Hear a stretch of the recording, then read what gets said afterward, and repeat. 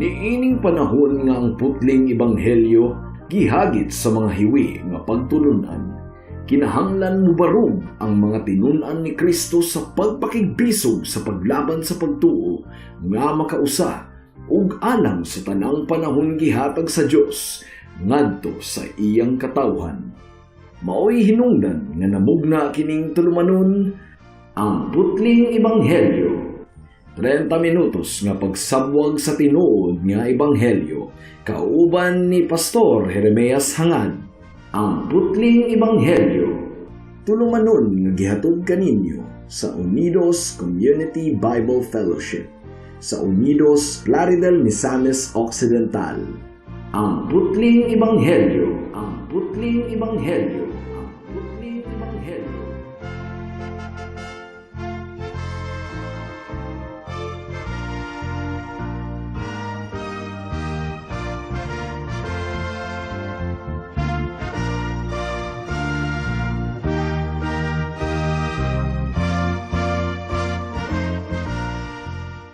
Alang sa pagpamalandong sa pulong sa Ginoo niining takna, atong pag-aablihon ang Marcos Kapitulo 11, versikulo 20 hangtod sa 24.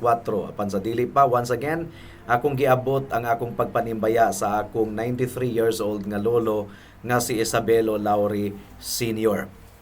Mark chapter 11, verses 20 hangtod sa 24. Ang giingon dinhi, nianang sayo sa pagkabuntag samtang naglakaw sila sa dalan. Nakita nila ang kahoyng igera. Nalaya na kini gikan sa kinatumyan ngadto sa mga gamot. Ug nahinumdom si Pedro sa pagtunglo ni Hesus sa kahoyng igera.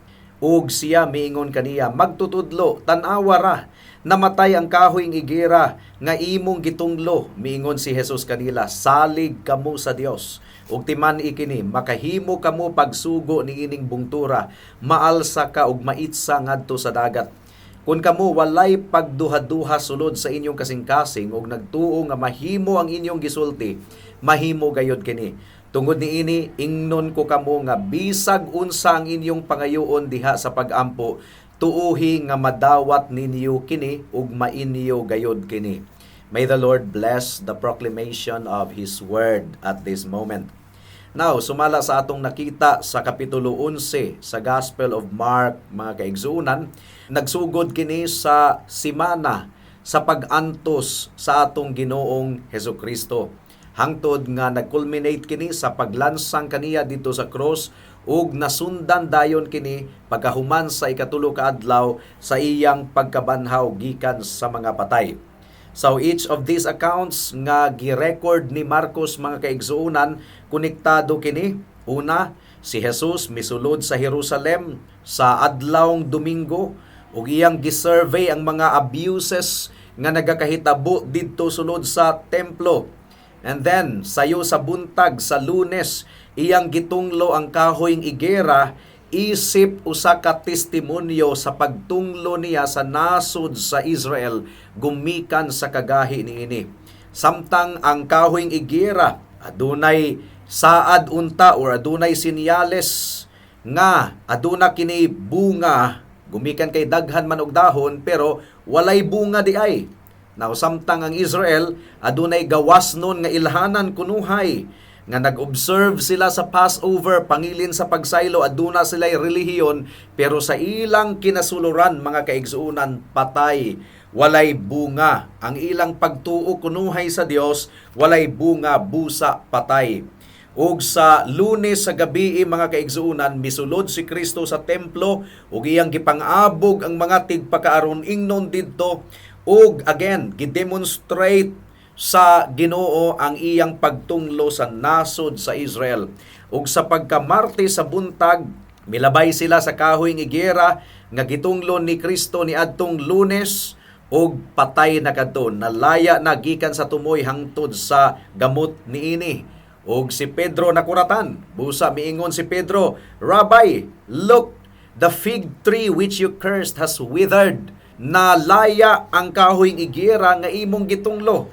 Ug sumala sa atong gi-point out ni adtong miaging semana, kini mao ang ika-18 og katapusang milagro nga gi-record ni Marcos, mga kaigsuonan. So Peter, once again, natingala gayud siya sa gahom sa atong Ginoong Hesukristo ug gikuha or gigamit ni Kristo kadto nga kahigayunan nga tudluan ang iyang mga tinun-an sa importante kaayo nga subject mahitungod sa pagtuo ug pagampo. Ug sa bersikulo 24, mga kaigsuonan, mibungat si Kristo og lalom kaayo nga statement. Ang giingon sa verse 24, tungod niini ingnon ko kamo nga bisag unsa ang inyong pangayoon diha sa pagampo, tuuhi nga madawat ninyo kini ug mainyo gayod kini. Gisulti ni Kristo kini immediately after gi-describe ni Kristo ang pagtuo nga makasibog gani sa mga bungtod.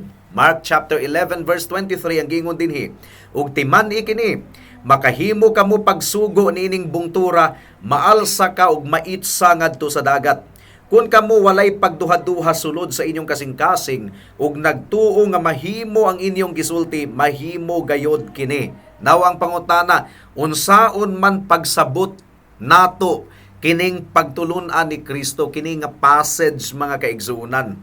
So adunay duha ka bahin ang atong pagpamalandong. Una, the issue of faith, ang issue sa pagtuo. Ikaduha, the effectual nature of prayer, ang kinaiyahan sa pagampo nga epektibo gayud kaayo sa ngatanan.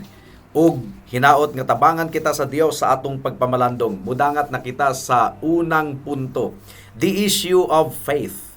Gitudlo kanunay ni Kristo ang topic mahitungod sa pagtuo. Gani, iyang gibadlong kanunay ang iyang mga disciples gumikan kay huyang ang ilang pagtuo, mga kaigsuonan. Niadtong gipakalma ni Kristo ang bagyo, mga kaigsuonan, sa Mark chapter 4 verse 40 to 41. Gibadlong ni Kristo ang iyang mga disciples. Ang giingon dinhi, unya miingon si Jesus kanila, nganong nalisang man kamo? Wala ba kamoy pagsalig? Apan nahibulong sila pag-ayo ug nagpangutan-anay, kinsa man kining tawhana nga bisan gani ang hangin ug ang mga balod mutuman man kaniya. Now, mahitungod sa ilang concern, sa ilang earthly provision kung tawgon, Matthew chapter 6 verse 28 to 30, ang giingon ni Kristo dinhi, ug nganong mabalaka man kamo sa inyong ibiste? Tan-awa giunsa pagtubo sa mga bulak sa kaumahan. Wala sila maghago aron makabiste, apan sultihan ko kamo nga bisan gani si Solomon nga dato kaayo walay sapot nga sama katahom sa usa niining mga bulaka. Kun gibistihan sa Dios ang mga balili nga buhi karon, apan sa sunod adlaw sunugon ra, kamo pa kahay dili bistihan, pagkagamay niniyog pagtuo. So you see, niadtong si Pedro gumikan sa iyang kakulang sa pagtuo, niadtong nakalakaw na unta siya sa tubig, pero naunlod siya gumikan kay na-overtaken siya by unbelief. Matthew chapter 14 verse 28 to 31 ang giingon dinhi. Unya si Pedro miingon, Ginoo, kun ikaw kana, palakta ako sa tubig nganha kanimo. Dali nga ri, mitubag si Jesus. Busa mikawas si Pedro sa sakayan ug milakaw sa tubig ngadto kang Jesus. Apan sa pagkamatikod niya sa kusog nga hangin, nahadlok siya og misugod pagkaunlod. Busa misinggit siya, Ginoo, luwas ako. Diha-diha gikuptan siya ni Jesus ug gibira ug miingon si Jesus kaniya, pagkagamay sa imong pagtuo, nganong nagduha-duha ka man. Now, ang gitudlo ni Kristo niini, mga kaigsuonan, walay imposible sa Dios, sa gahom sa Dios. Kinahanglan nga musalig kita sa iyang gahom, mga kaigsuonan. Gani gigamit ni Kristo ang mountain metaphor kung tawgon, sumbingay sa bukid. Matthew chapter 17 verses 18 to 20 ang giingon dinhi, ug gihinginla ni Jesus ang yawa ug migula kini gikan sa bata ug naayo siya diha-diha. Unya miduol sa tago kang Jesus ang mga tinun-an ug nangutana kaniya, nganong wala man kami makapagula sa yawa? Si Jesus mitubag, tungod kay wala man kamoy pagtuo. Sultihan ko kamo, kun may pagtuo kamo nga sama kadako sa liso sa mustasa, makasugo kamo niining bungtura sa pagbalhin ug mobalhin kini pinaagi sa pagtuo walay dili mahimo ninyo. So nakuha nato mga kaigsuunan, kinahanglan nga masabtan nato ang mga pulong sa Ginoo nga nagdescribe nga maibot kuno ang bungtod ug maitsa ngadto sa dagat. Kini nga pinulungan mga kaigsuunan, figure of speech ni. Kung tawgon, figurative language. Ang tawag niini hyperbole. Kining exaggeration ba, kining gipalabihan. Kini nga figure of speech, dili nato kini sabton literally. Naman tay figure of speech nga hyperbole sa Bisaya. Kini bitang gipalabian. Example, lapad kayo siya og tiil, makamala og sapa. Dili man na literal. Ang pasabot, lapad siya og tiil. Pero gipalabian ba, makamala og sapa. Ingon nga, grabe gyud na akong hinilakay, nakaluha jud ko og lansang. Kuan man na kaning figurative language. Mo kinibot pasabot ni Kristo nga kung duna kitay pagsalig bisan ang bungtod maibot ug iitsa ngadto sa dagat, this is not to be taken literally, but this is figurative language nga ang bot ipasabot gamhanan ang Dios.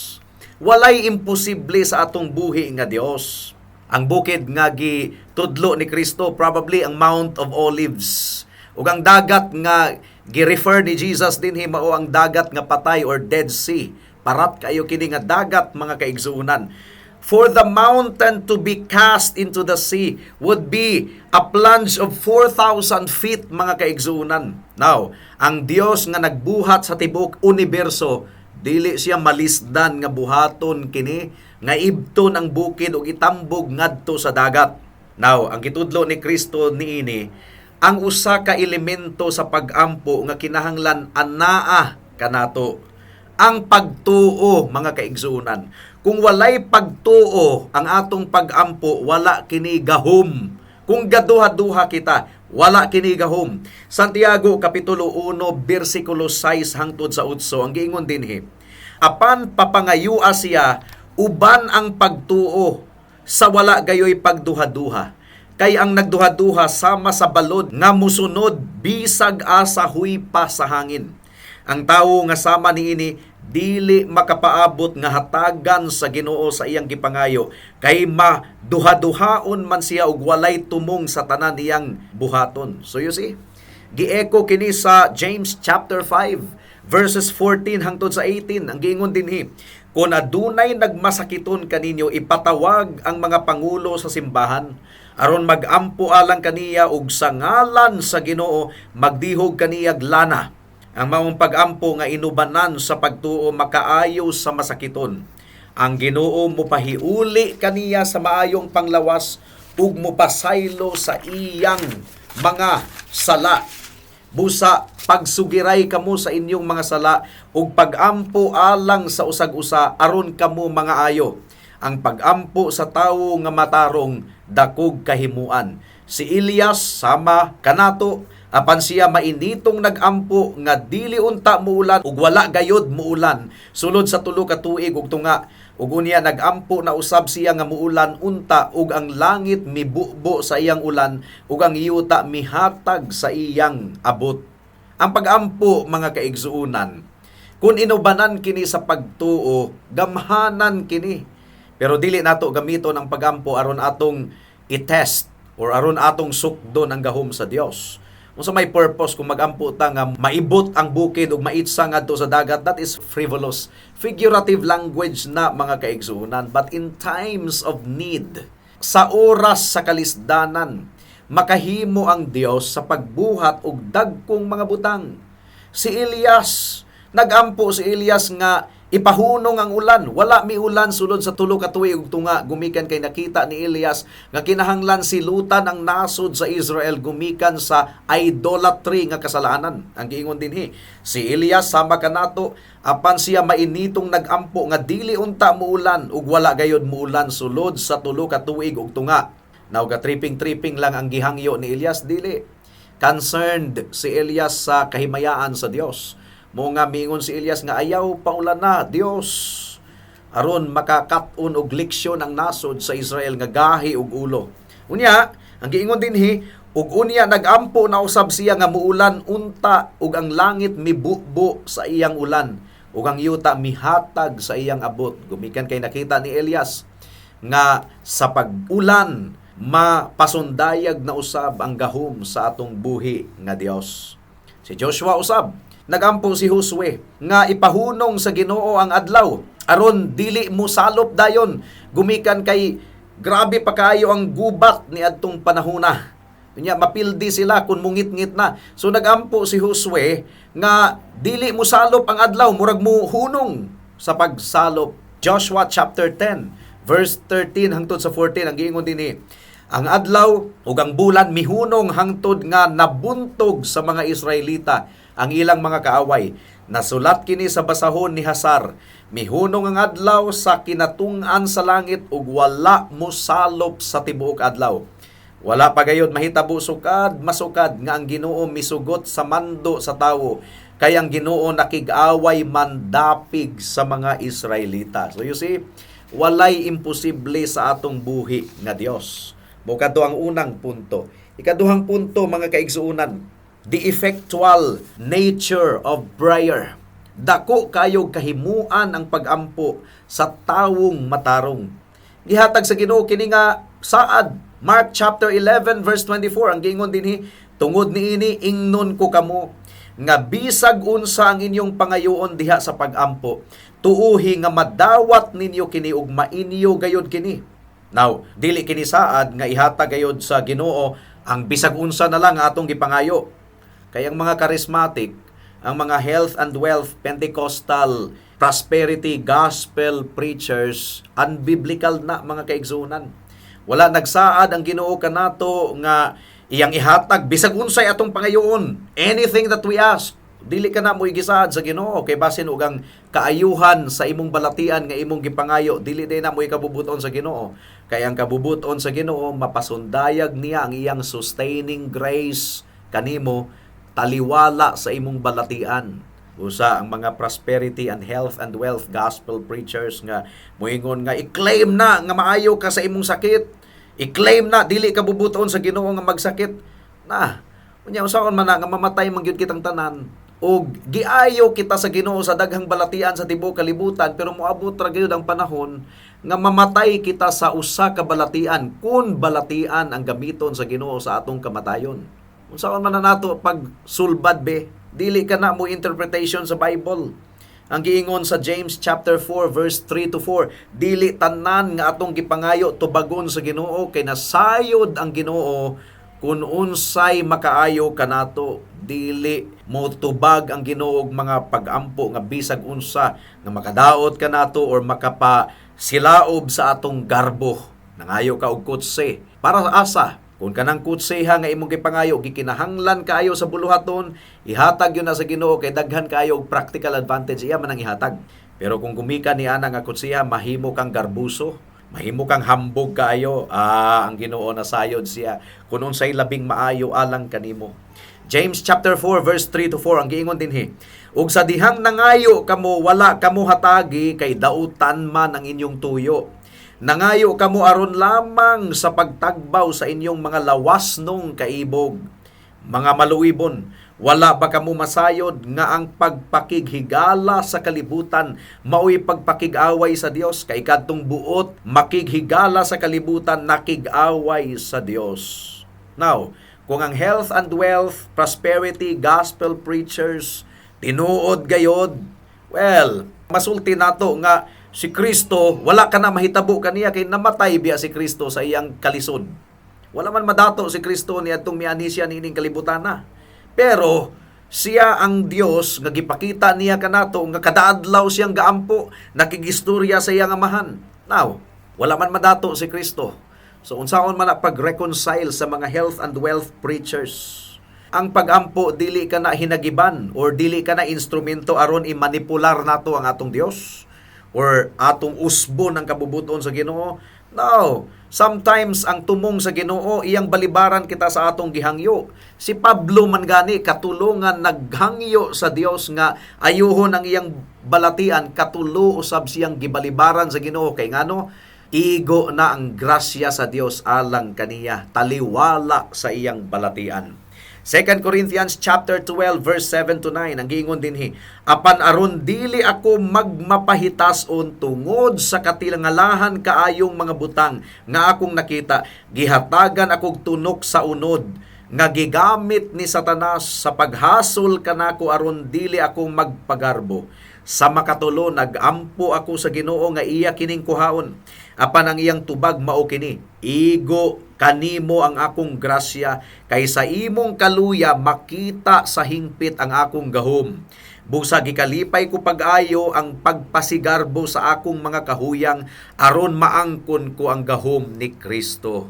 You see, wala grant sa Ginoo ang gihangyo ni Pablo, mga kaigsuonan, kay dunay mas labing maayong tumong ang Dios. Matthew chapter 26 verse 39.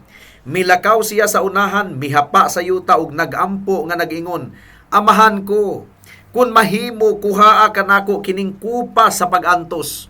Apan dili ang akong pagbuot maoy matuman kun dili ang imo. Ug ang tubag sa Ginoo, ang kupa sa pag-antos giinom gayod ni Kristo, kay kinahanglan gayod nga mamatay siya didto sa krus sa Kalbaryo aron maluwas ang mga makasasala nga susama nimo ug susama kanako. So makita nato ang kahibulungang pagtulunan ni Kristo mahitungod sa gahom, sa pagtuo ug sa pagampo. Nasaksihan na sa mga apostoles ang mga dagkong butang nga gibuhat ni Kristo. Ang tubig na himong bino, ang mga buta nakakita, ang mga bakol na nga ayo, ang mga patay na nga banhaw, bisag si Pedro nabuhat niya ang imposibleng butang. Pinagi sa iyang paglakaw sa tubig, ibabaw sa tubig, mga kaigsuunan. Now, adunay requirement ang pag-ampo nga gitudlo ni Kristo dinhi nga gikumpirmar usab ni Santiago, mga kaigsuunan. Kinahanglang mag-ampo kita. Gumikan kay ang tao nga dili mainampuon, dili gayud makaalaom nga makadawat siya bisag unsa gikan sa Dios. Santiago kapitulo 4 bersikulo 2 ang giingon dinhi, gusto kamong manag-iyag mga butang, unya kay dili man ninyo maangkon buot kamong mupatay.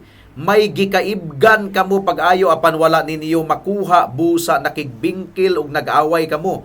Wala kamo makabaton sa inyong gitinguha kay wala man kamo mangayo niini sa Dios. So kinahanglan kitang moampo.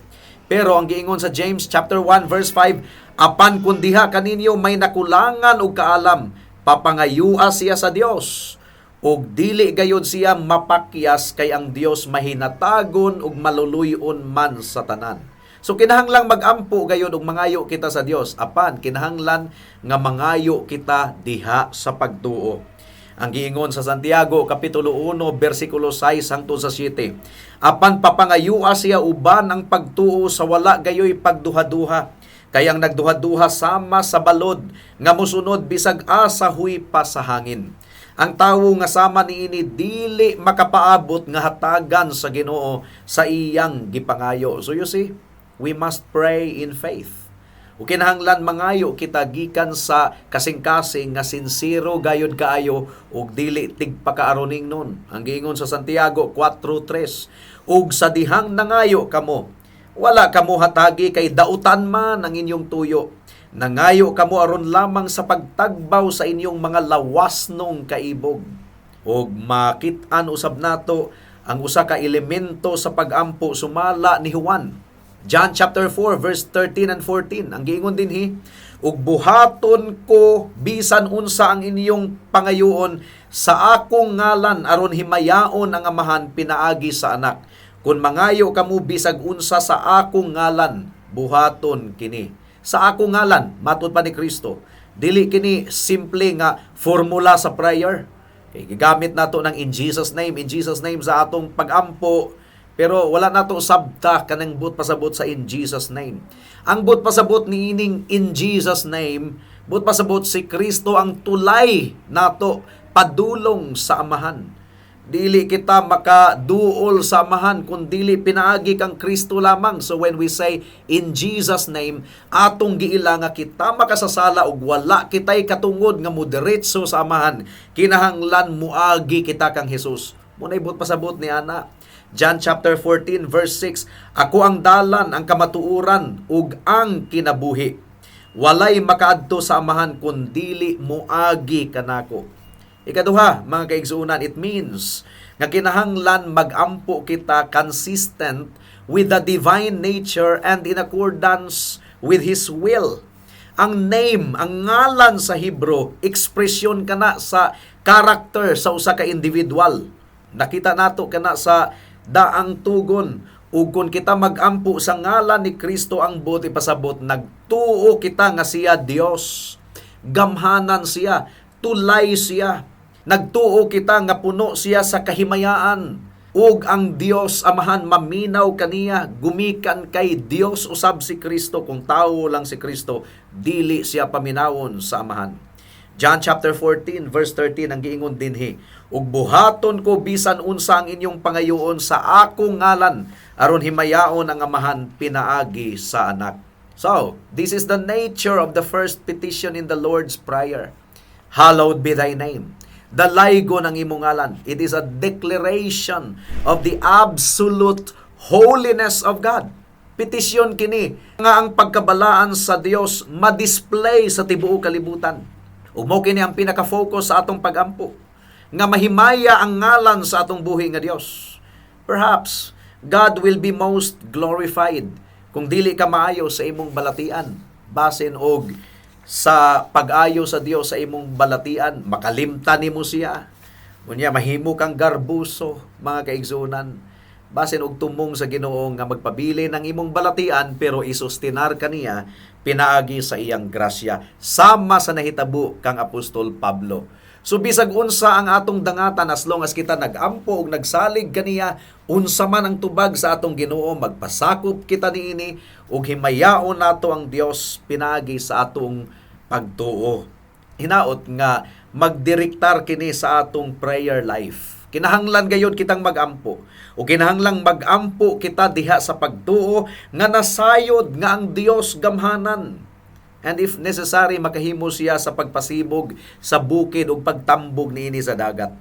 Kinahanglan magampo kita nga ang kahimayaan sa Ginoo ma-display, mapasundayag sa tibuok kalibutan.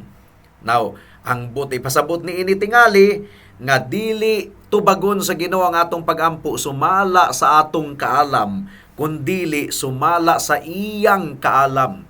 Makasalig kita sa kaalam ni Kristo. Gumikan kay ang kaalam ni Kristo perpekto ug dili gayud masukod. Ang kaluwasan, mga kaigsuonan, nagasugod kini sa pagampo. Ang giingon sa Biblia, they that call upon the name of the Lord will be saved. Pero unsaon nato pagtawag sa ngalan sa Ginoo kung wala nato siya mailhi? Apan unsaon nato pagkaila kaniya kung wala nato siya madunggi?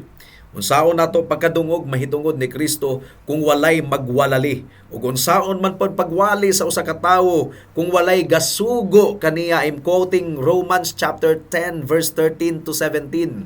Mao nga magwali kita sa ebanghelyo dinhi sa kahanginan aron mahibaw-an sa mga tawo nga sila makasasala ug dili sila makaluwas sa ilang kaugalingon. Ikaw ug ako higala makasasala. Wala kitay gahom sa pagluwas sa atong kaugalingon. The good news is this, mianhi si Kristo. Iyang gisunod ang tibuok balaod sa Dios, gumikan kay gikondinar kita sa balaod sa Dios, gumikan kay gisupak nato kini. Ang requirement sa Ginoo 100% obedience, dili nato kini mabuhat, si Kristo ang mibuhat niini. Ug usa pa nga gipangayo or gisingil sa balaod, mao ang bayad sa kasalanan nga mao ang kamatayon. Kung walay pag-aga sa dugo, walay kapasayloan. Si Kristo nag-antos dito sa cross, iyang gihalad ang iyang kaugalingon. For what purpose? Aron ang mutuog musalig kaniya adunay kinabuhing dayon og dili gayon malaglab. Busa higala paghinulsol sa imong sala ug salig nga ang pagkamatarong ni Kristo ug ang iyang dugo igo na aron itabon sa imong sala ug isulob kanimo aron pag-atubang nimo sa Dios putli ka og balaan nga tan-awon sa pagkamatarong nga dili imuha kun dili kang Kristo nga pagkamatarong. Dangop kang Kristo, tawag kang Kristo alang sa iyang kaluwasan ug iya ikaw nga pagaluwason. Buhata kini karon dayon kay basin ug ugma ulahi na ang tanan. Magampo ta. Salamat o Dios sa mensahe nimo niining taknaa ug among gipangayo nga gigamit nimo kini aron sa pagtandog sa mga kasing-kasing nga gahi aron sila maghinulsol ug musalig lamang kang Kristo ingon nga ilang bugtong Dios ug manluluwas. In Jesus name we pray. Amen. Alang sa dugang nga mga pangutana, mahimong mo text kang Pastor Jeremias hangad sa 0935 744 3030.